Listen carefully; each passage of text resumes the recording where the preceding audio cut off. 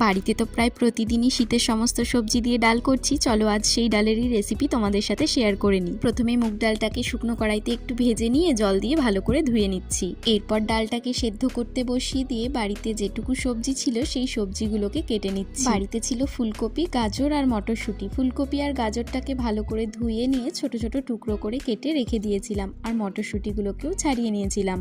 এরপরে একটা প্যানে অল্প তেল দিয়ে ফুলকপিগুলোকে দিয়ে দিলাম, আর নুন আর হলুদ দিয়ে ওটাকে অল্প একটু ভাজা ভাজা করে নিলাম। ফুলকপিগুলো অল্প একটু নরম হয়ে এলে এর মধ্যে এরপরে দিয়ে দিলাম এক এক করে গাজর আর মটরশুঁটিটা। অন্যদিকে ততক্ষণে ডালটাও সেদ্ধ হয়ে গেছিল, আর তারপর ডালে কাটা দিয়ে একটু ঘেটে নিয়ে সবজিগুলো দিয়ে দিয়েছিলাম। অন্যদিকে অল্প একটু ঘি দিয়ে কাজু কিশমিশ ভেজে তুলে রেখেছিলাম। এরপরে প্যানে আবার তেল দিয়ে অল্প একটু জিরে, শুকনো লঙ্কা আর তেজপাতা ফোড়ন দিয়েছিলাম, আর তার মধ্যে দিয়ে দিয়েছিলাম আদা বাটা আর জিরে গুঁড়ো। এরপর এতে খানিকটা জল দিয়ে ভালো করে মশলাটা কষিয়ে নিয়েছিলাম, আর মশলাটা কষানো হয়ে গেলে এটা ওই ডালের মধ্যে দিয়ে দিয়েছিলাম। ব্যাস, এরপর ডালটা ফুটে উঠলেই রেডি আমাদের শীতের সবজি দিয়ে মুগের ডাল।